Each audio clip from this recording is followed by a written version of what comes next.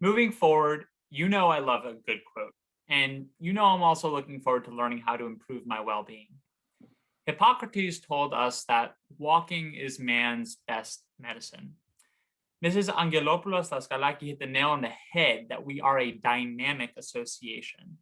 So to get in the right headspace for our next panel, let's get into our bodies a little bit. After all, we Greeks perfected the perpatima. So everybody, this isn't going to take more than 10 seconds. Stand up if you've been sitting the entire time and take a lap around your room or 3 laps around your chair. Let's make this brief and then we can continue forward. Seriously. Do a couple laps, stretch your legs. Come on, everybody. Let's get health and wellness centric focused here. Okay. I hope you enjoyed that. All right, Yanni. And speaking of Fatima, which is great for well-being, I'm delighted to introduce our health and well-being panelists with us at this moment. Beginning with Ms. Artemis Kohas. With 2 degrees and a strong background rooted in psychology, one could say that Ms. Artemis Kohas knows people. She has a highly personal approach to public relations in every aspect, from the first meeting with a client to the desired end result. Drawing on a decade of retail experience owning her own shop, Ms. Kohas knows the ins and outs of the world of product promotion, strategic collaborations, events, communications, and branding. Ms. Kohas has been a lifelong philanthropist and skillful connector of people and businesses behind a cause of choice. She has been called an ambassador of Greek culture as she is very tied to her heritage. She is bilingual and she travels to Greece several times a year. Welcome. Also with us, we have Diane Kochilas, celebrity chef and host of My Greek Table. Diane is one of the world's foremost experts on Greek and Mediterranean cuisine.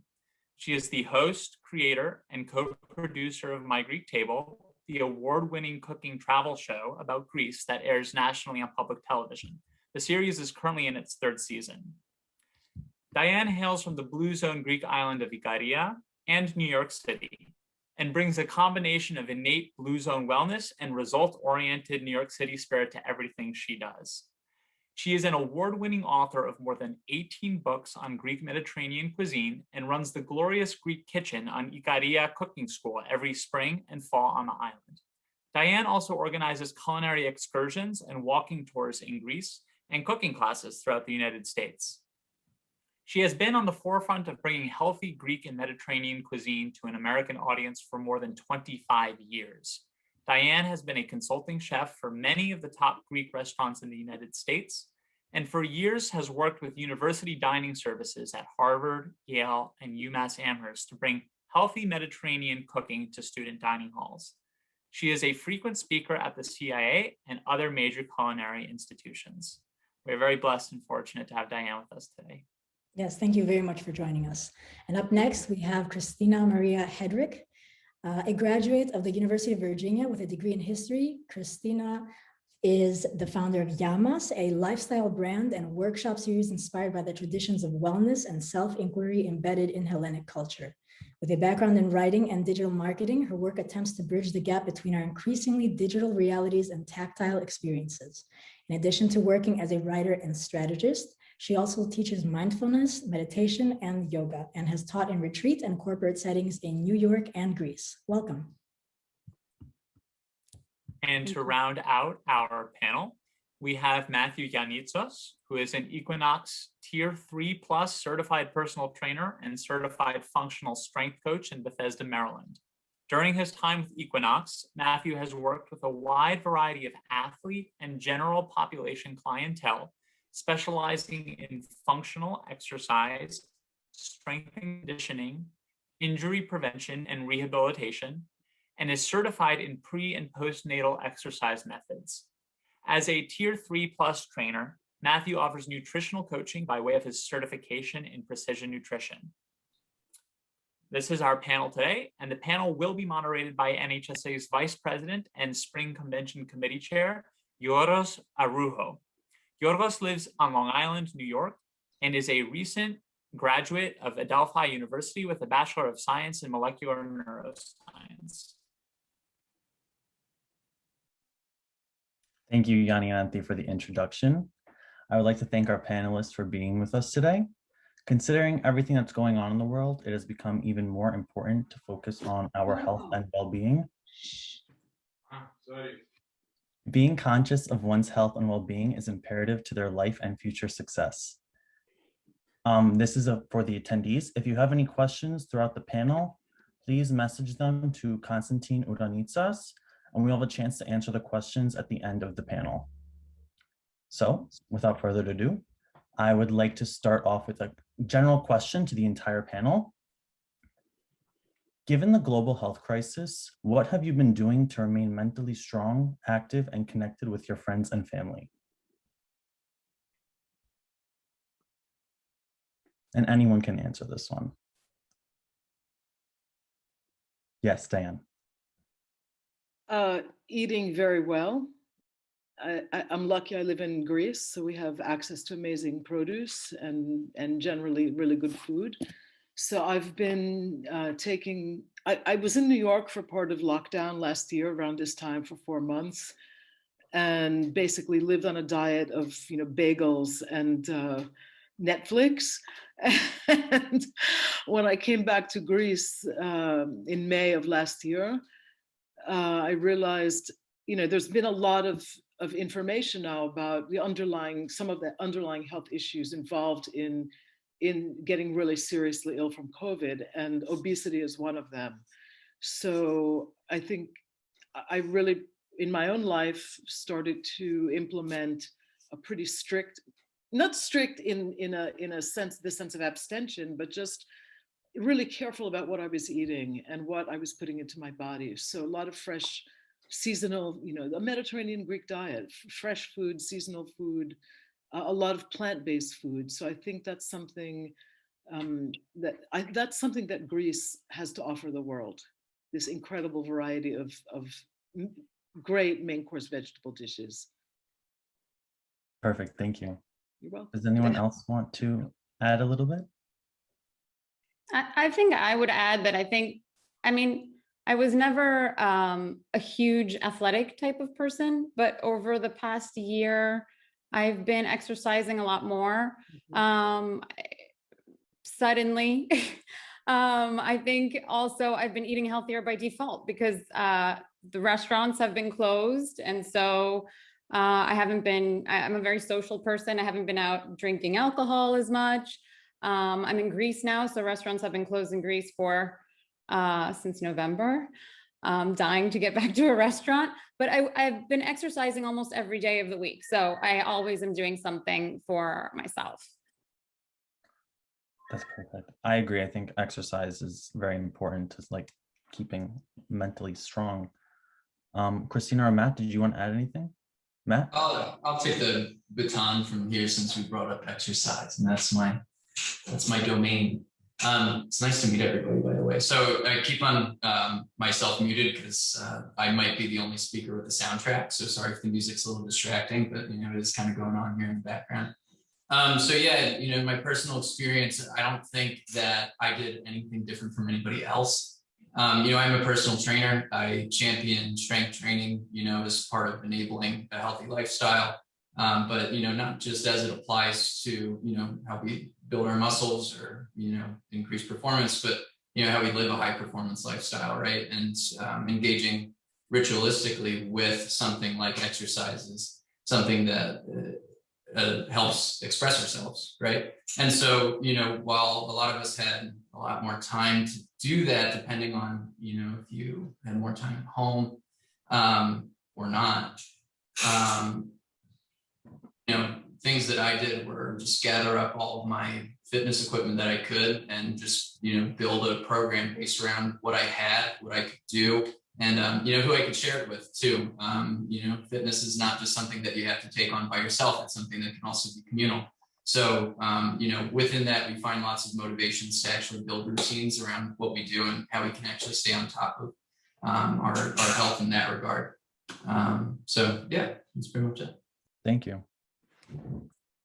Kristina, was there anything you wanted to add as well?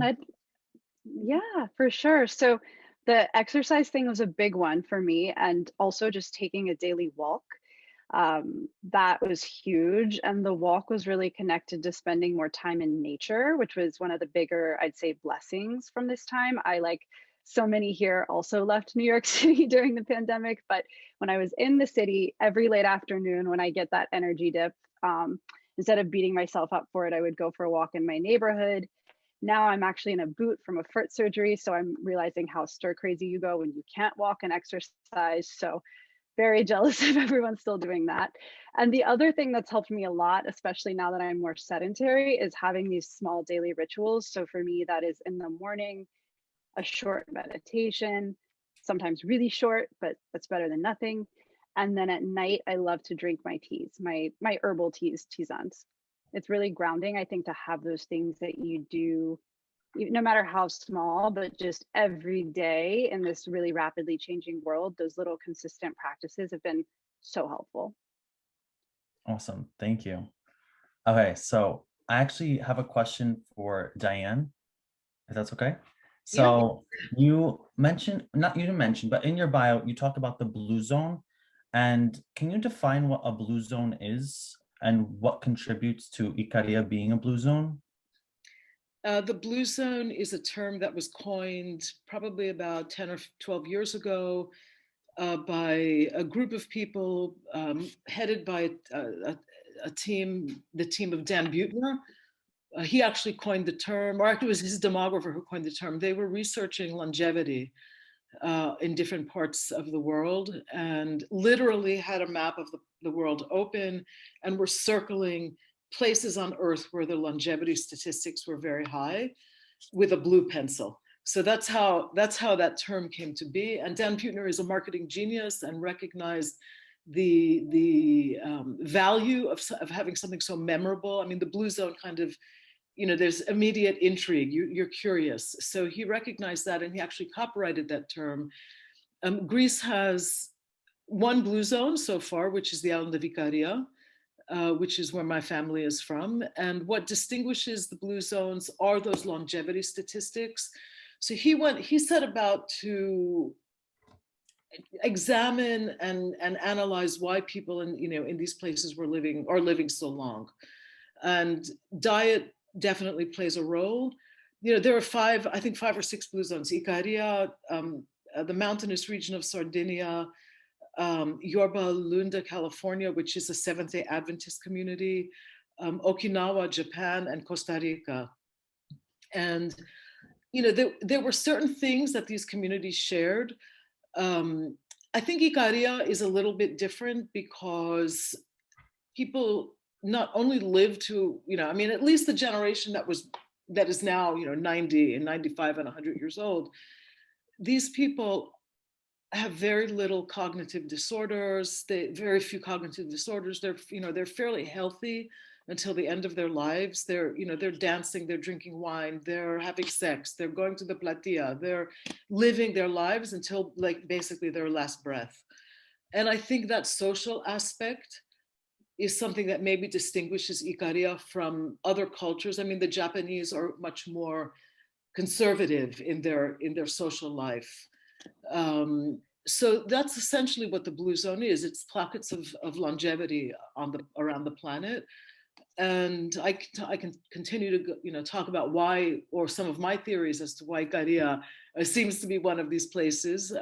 It's a complicated story, but it's also a very easy story because the island has always been historically insignificant, of no import whatsoever to anyone. You know, it's been out there on its own. It wasn't a trade post. There were no natural ports. It was always kind of forgotten.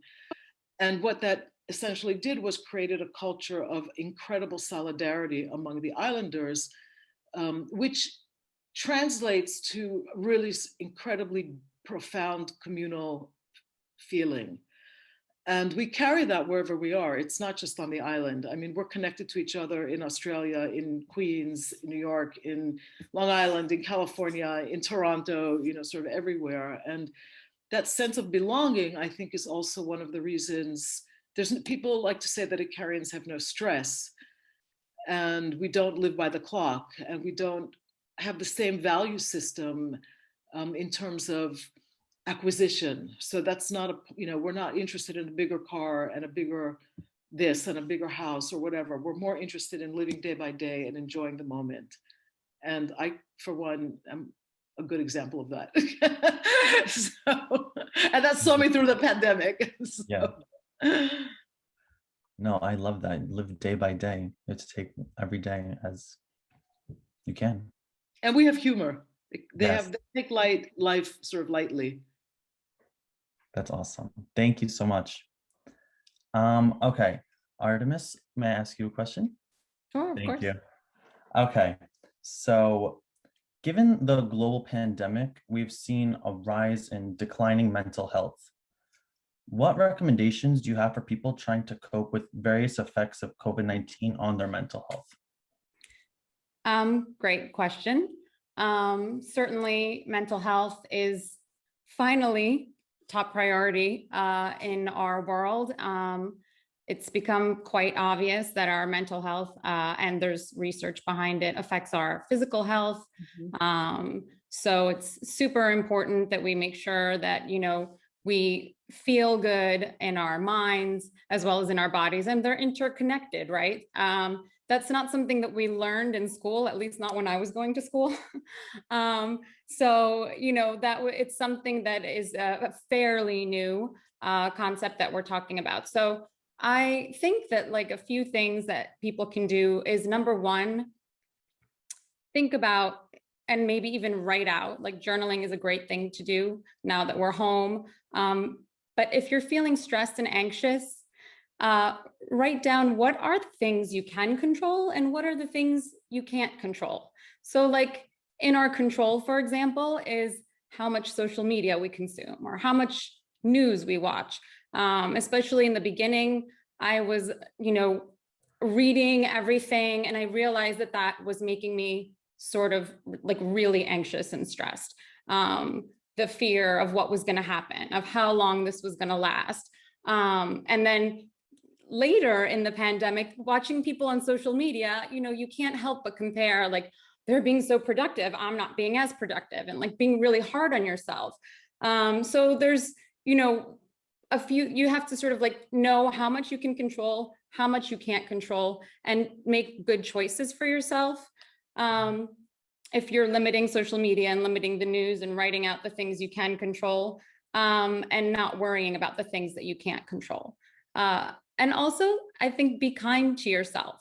I think we've been really hard on ourselves about how productive we need to be while we're at home. How we should just still go on with our lives as if nothing is happening.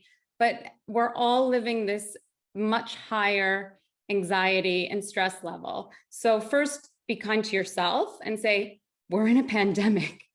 This is, something unprecedented. And we're all feeling the effects of that.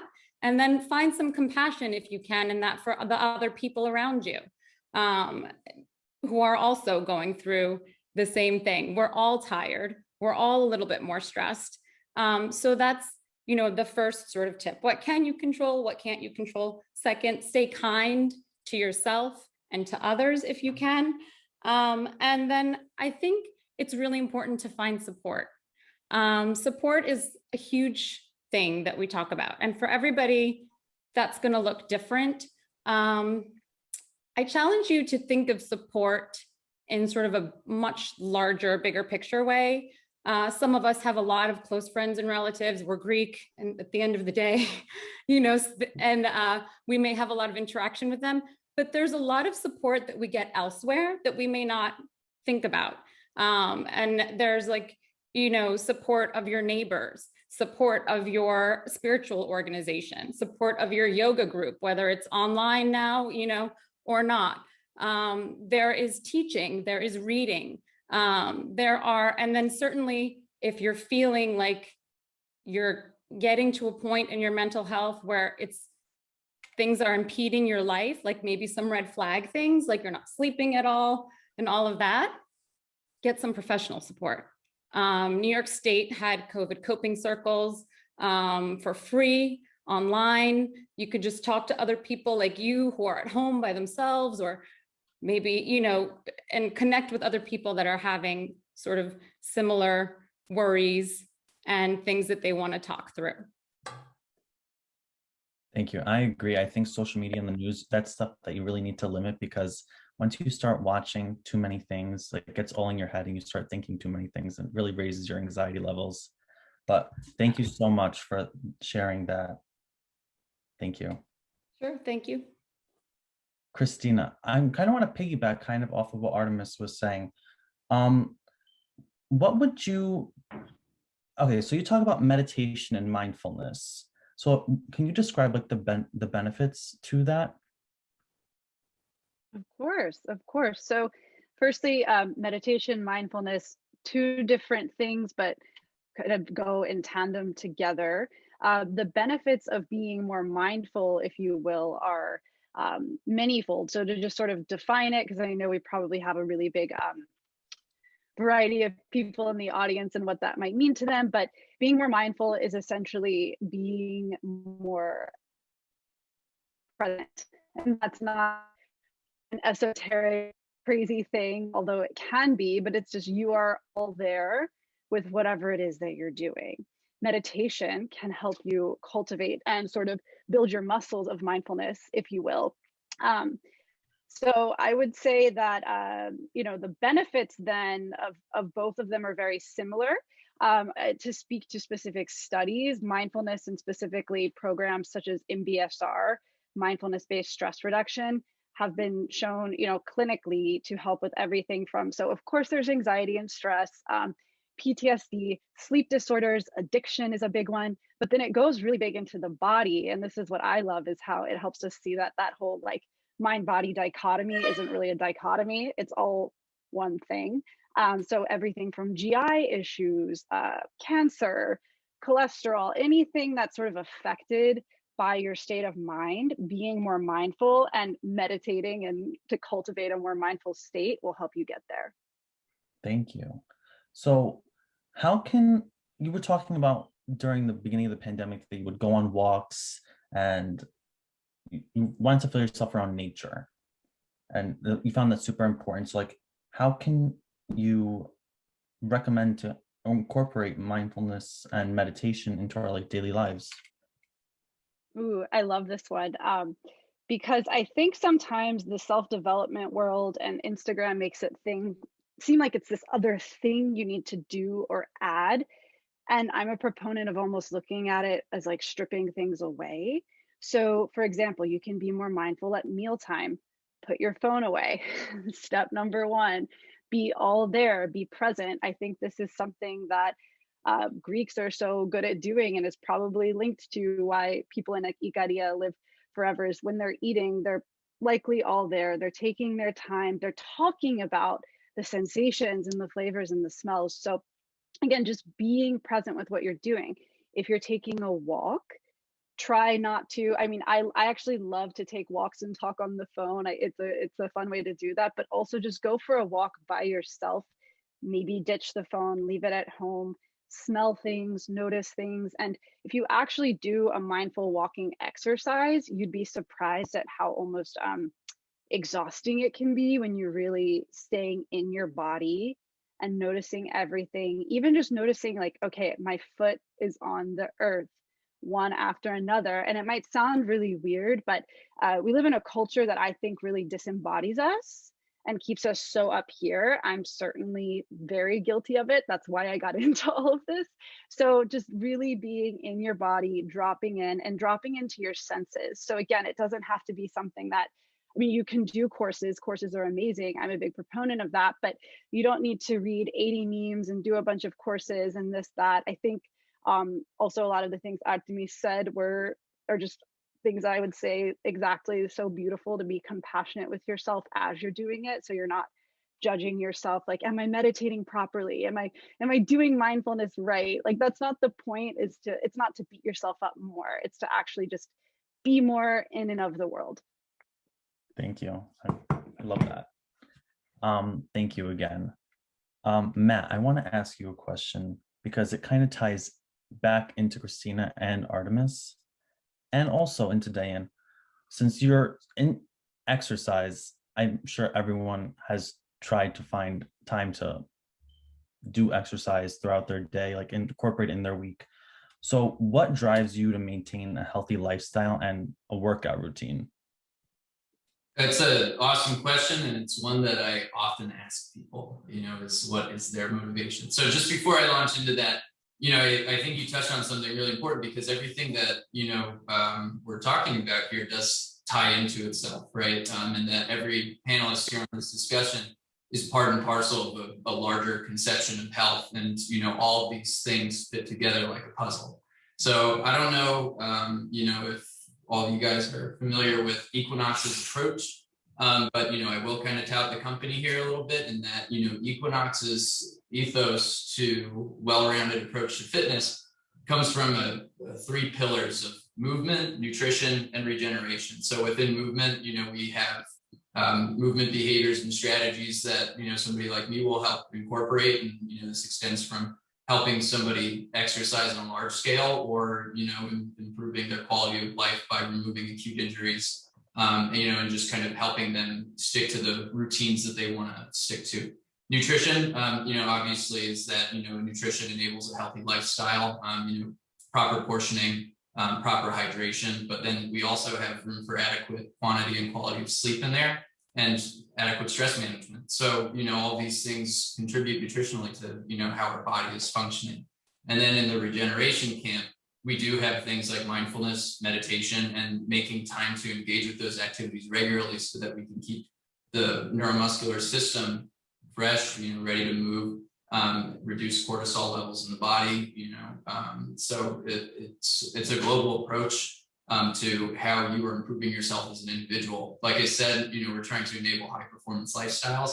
I'm pretty sure everybody listening in right now is looking forward to something like that, because, you're all young professionals and whatnot. So, give yourselves something that's going to actually help you stay healthy, so that you can help yourself and help others. And, when we're talking about motivation, it's a key word that we get to. And I think it's really useful to just kind of quickly define, like what exercise is. And I touched on this a little bit before. So exercise is movement, and we can look at movement in two ways. It either helps us complete a task, some function in the body that assists in task completion, but it's also an expression of the self. So, our desire to move then has to be kind of innate, and, those things can be unique to us, or what we would call an intrinsic motivation.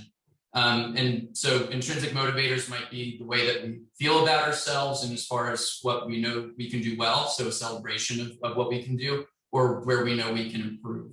And we tend to find intrinsic motivators to be more like fertile ground for lasting behavior change than most extrinsic motivations, which are things like, external to the body, like products that we see, pressures from the outside world, or rewards that we get from other people, things, places.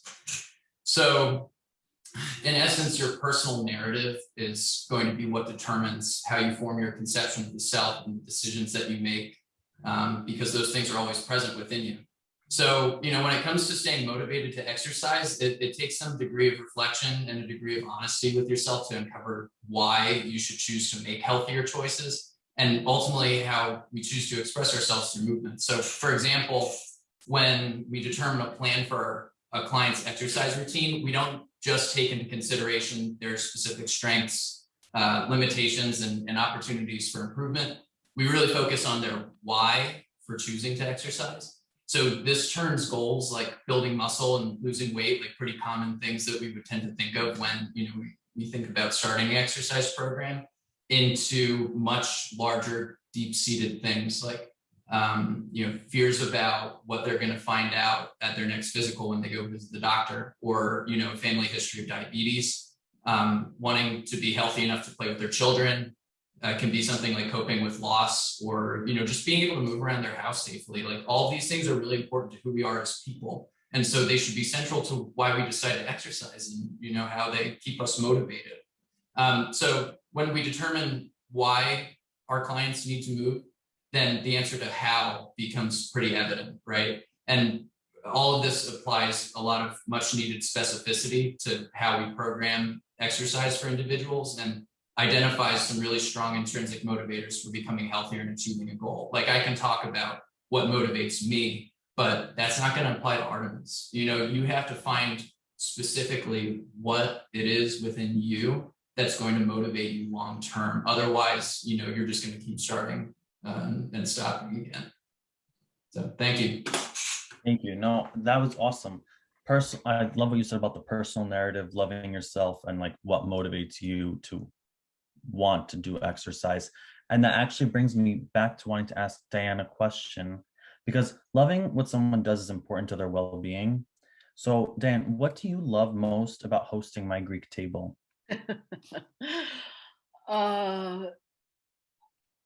What do I love most? I love, on a personal level, I love the teamwork, but I also love the idea of having a vision and seeing that come to fruition. In other words, it's sort of my love song to Greece, my personal love song to Greece.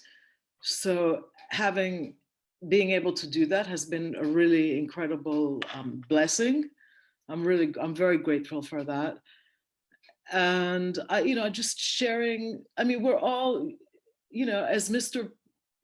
Portokaloglu said, there are two types of people in the world: Greeks and those who want to be Greek. So I want to share, we all love our Greekness, and I love being able to share that. I lived most of my adult life in Greece, so being able to share that with an American audience for me was a lifelong dream, come true. But can I add one thing to what Matt said? Because I was thinking about, I was listening to you very carefully, and about the choices and why, choosing one thing over another. And, I think something that I've come to realize in the last maybe 6 or 7 months, and this ties in a little bit to what Artemis was saying, everyone hears this expression, make healthy choices, or, it becomes, you kind of blank out to that after a while, because it's another one of those messages that you're just bombarded with. But I think and this is a lesson that I've also learned from Ikaria, that, the choices you make, I think it's pretty clear cut. You either choose to suffer, or you choose joy, or you choose suffering. And if you choose joy, then you're good to yourself. You have compassion, you love yourself, you try to love other people, you ask other people to forgive you. If you've, somehow unwittingly done something, or maybe purposely done something, whatever. But it's about, I think those choices are about appreciating the fact that life is a gift, and we should respect that gift. Those are my two words of wisdom. 3. Okay. Anyway. I would rephrase what you said, Diane, not rephrase, I like what you said, but I often think of it as I would choose fear or I would choose love. And something that A Course in Miracles says is every moment in your life is a choice between fear or love. And you have to make that choice. And I agree with you also that what Matt was saying, this whole holistic way of deciding what you're going to do in terms of movement, and movement can be dance, as I'm sure Kristina is going to talk to us about a little bit. A movement can be many things. But I think I've been recently thinking about how do you envision yourself? Like, do you envision yourself as a healthy person? Like, who are you? You are all these little choices that you make in your life. I guess I'm thinking about this a lot because I'm studying to be a yoga teacher. So I'm thinking, who am I? Do I envision myself this way? Will I get to that point where I can share and impart this knowledge with other people? Which can be really powerful, because if you view yourself as a healthy person who loves yourself and everybody else, then you change somehow, whichever aspect you start at. Sorry, hijacked. No, that's okay. Actually, while you were saying that, something else like piggybacked off of, and I want you to add a little bit more. In your experience, how can someone use like the power of stories and their emotional connections to portray a message? Because I feel like you were briefly touching upon that when you were just piggybacking off of Diane. Yeah, I think this is something, and I can't remember what the NHSA little series of video that you guys did was, but I remember recording a little video and saying, you know, my advice would be, first of all, find your passion, find your heart, you know, and go for that passion. And it may feel like you're way out of your comfort zone and it's scary and like, will people like it, or will it, you know, will it matter? You can't sell anything or be anything if you don't believe in it, right? And if you're not passionate about it. And then once you find that sort of passion, think about like, who are you talking to? Who's your audience? Who are these people? And sort of do a little bit of research then, you know, like who are they following? What kind of things are they responding to? What kind of things are they reacting to? And then it's kind of a little bit of trial and error, which can be scary. Like you try things and maybe people don't respond the way you want them to. So then you try a different way. You know, and you have to get a little bit comfortable with being uncomfortable. But I think if you believe in something and you sort of, you know, go with it, it comes back to you, you know, because if you put the love into it, it will eventually come back to you. That's my personal belief. But that's what I see also happening in the world. And we're connectors. So like you're putting your love out there, you're connecting with people. They're going to want to be, you know, they're going to want to be close to you. They're going to want to close to your brand. They're going to want to know about your, you know, healthy stuff that you have to offer them or whatever it is that you're offering out into the world that's of value. And then secondly, I would say, find collaborators, find people who are your mentors, who are going to partner with you, who you align with in your vision. You know, again, I've been thinking a lot about like support in every sort of aspect of your life. So in your professional life, you also need support. You need a good team of people working for you, working with you, partnering, and all of those things. So does that answer your question? Yeah, no, it does. It does. Thank you. And, you know, you were talking about putting the love in and trial and error. And I want to jump to Kristina quickly. And I want to ask, because you have Yamas. So what type of workshops do you host through Yamas, and what do you hope to like inspire those who attend the workshops? Sure. So we do a bunch of different things, often with collaborators. Artemis has even collaborated with us in the past when she was still in New York City. Good times. But we do, so the first one that I came up with that I really wanted to do was all about Greek herbs and remedies.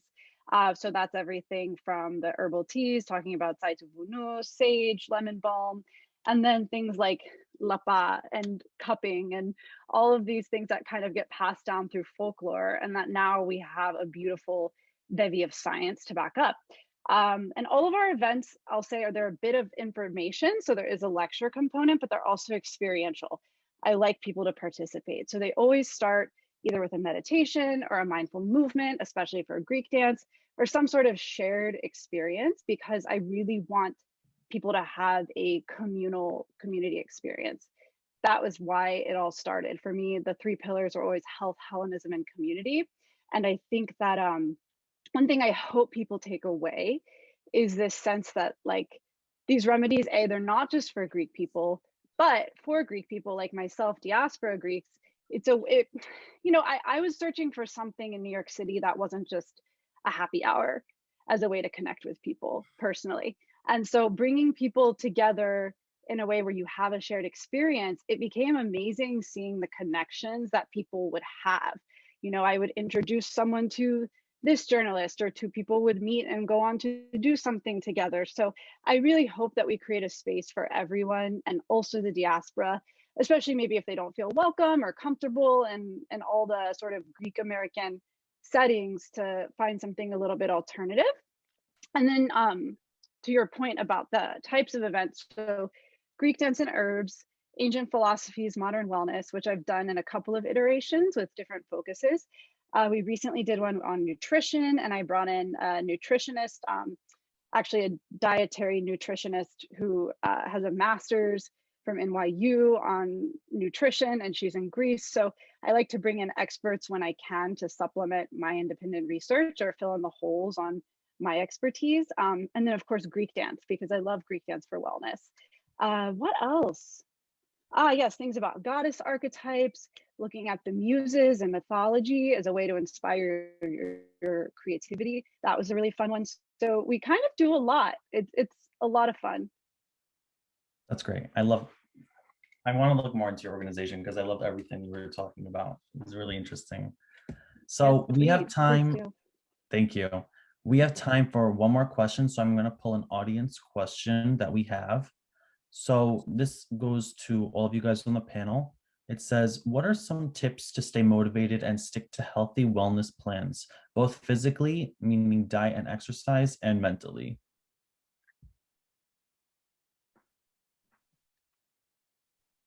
And I feel Well, like this I is can kind of say, I touched think, upon, but yeah, you guys can elaborate a little bit on it. I mean, I'm not sure I'm very good at that. I'm going back to being kind to myself. I really try to stick to something. So I try to use like as many tools as possible. Like I have meditation apps on my phone. I have a reminder set in the middle of the day. I love that Yanni made us get up and walk, you know, like I have a reminder set in the middle of the day to do a meditation. I don't always do it, but I have it. Or I like recently, or the beginning of this year, purchased the happiness planner, like where in the morning you write what you're excited about, and at night you write what you were grateful for that day. So it's like a structure, and I have it by my bedside. So, I try to use little tools like that. I can't say, my intention is there and that's my intrinsic motivation, but I'm not probably disciplined enough. I would love to hear what everyone else has to say. I love what Kristina said about daily rituals. I wish I could stick to those every day. So maybe somebody else has some more tips. Yeah, Gina, go ahead. Yeah, so to piggyback off what Artemis said, something that helped me a lot, and just for all the students in the group, I went through a really tough patch in college where I got into a really bad habit of procrastinating. I lost all my habits. And so I feel like I went through the loop of being that really like high performing student to completely losing it all to then having to, as an adult, reform healthy habits. And something that's helped me a lot is if you look at the word discipline, it's from disciple, which means to be a student of. And this connects to something that Matt said earlier, is when you're a student of something and you love it and you care about it, you get in touch with that intrinsic motivation, your purpose, your why. Dr. Viktor Frankl, who was in a concentration camp, found a will to live. His story is incredible because he found a why below all the suffering. So I think shifting your mindset and looking at these things is like, oh, I get to meditate, not I have to meditate. Oh, I'm fascinated by this, and letting your fascination drive you so you're not just like putting yourself on the whipping post, which is something I'm very familiar with, especially when I was trying to break bad habits. So yeah, be compassionate and then remember why you want to do these things, because they're cool and you have the opportunity to do them, and that's amazing. Thank you. Yeah, Matt, go ahead. Yeah, and I really like how we're kind of, coalescing around this idea of intrinsic motivation, because I'm going to talk about it a little bit more right here. And it is important to, just kind of understanding like how we are making the time for these things, especially when, the world is competing for our attention. We have lots of other things that are going to pull us back and forth. The world is chaotic. And before I launch into it, I'm just going to let all you guys in on a little industry secret, that unfortunately the secret to achieving your health and fitness goals is not a very dramatic or exciting process, right? It's actually a very gradual, slow process. So, identifying your intrinsic motivation to starting to exercise is a really powerful first step, but it is only the first step, right? So your goals are met with consistent engagement and small incremental changes over time. And we can find, I think, a lot of examples between all of us of this being true and how humans tend to adapt to any behavior, right? So unfortunately, this doesn't mean that our world around us stops and allows us to focus on our needs, and struggles with time commitments are actually one of the things I help people with the most when it comes to making progress in their health goals. So to tie it back into what we discussed earlier, when our intrinsic motivation to accomplish something is high enough, the time to do it practically reveals itself. So this is how we make time to eat, sleep, take vacation, finish one more chapter of that book just to find out what happens next. Like you just want to do it, right? And much like putting off exercise, putting off some of these other things that we're innately driven to do can have some detrimental effects on our health. And so building in time for movement should be as natural as building in time for eating and sleeping. And that doesn't mean that people don't struggle with, making time for those things either. These things can be all over the place. They all tie into each other. So that's why it's really important to identify why you want to exercise and how you want to go about doing it. So making the time for something you want to do is going to be easier than making time for something you've been told you should do. And I think we touched on that a little bit. If you're having trouble discovering your why, or you have one and it isn't proving to be a really powerful motivator, just kind of think about this. There's 168 hours in a week. I think my math's right on that. And if 2 hours a week is the minimum time requirement that you need to make progress towards your goal, you can absolutely find at least 2 hours to prioritize exercise and your personal health. And just really quick, I want to, kind of tie in some recommendations that I have, so that people can kind of turn that into the right start, right? So start small and make small changes. Your progress is not going to happen overnight. So take some small deliberate steps that make you a little bit better at what you do every day. Behind the incredible feats of strength and like the perfect physiques that we see on social media, I'm really glad that we touched on that actually, because that's a big part of competing voices in my industry. So behind all of those awesome photos that we see of people doing really cool stuff is a really long and arduous process that we are only seeing the results of. So remember that the magic combination of factors that's going to get you to your goals is consistency and time. Second is do your research. So if you're going to embark on this by yourself, have information on your side. Be honest with yourself about why you want to make a change in your life, and then find the best way for you as an individual to achieve that change. So this also means being critical of what you're seeing online and on social media. The field of exercise has many contributing voices and is very anecdotally driven. And so doing the same routine as somebody else, like doing my routines, that's probably not going to get you the same results. Exercise selection should be specific to you and appropriate for the individual in question and assist in achieving their personal goal, right? And then finally, work with a personal trainer for some extended period of time, at least once in your life. It's important to find somebody that you trust and who has your best interests at heart. Your relationship to anyone who's going to lead you to make better choices and build strong habits that consider your health and wellness are pretty valuable people to have in your life. Nowadays, you can still engage with fitness professionals in person or virtually. I've been doing a lot of virtual sessions, but just make sure that you guys are both in a position to give each other your full attention. This is a process that is worth paying attention to, and all of those steps are really important to helping you become healthier. So I'm going to step down off the soapbox. Thank you, guys. Thank you. All right, guys, thank you so much for being here today on this panel. I answered so many great questions, and I think we're all taking something home with us today. But one more thank you, and I'm going to hand it back to our MCs, Yanni and Adi. Thank Thank you. you for having us. Thank you. Thank you.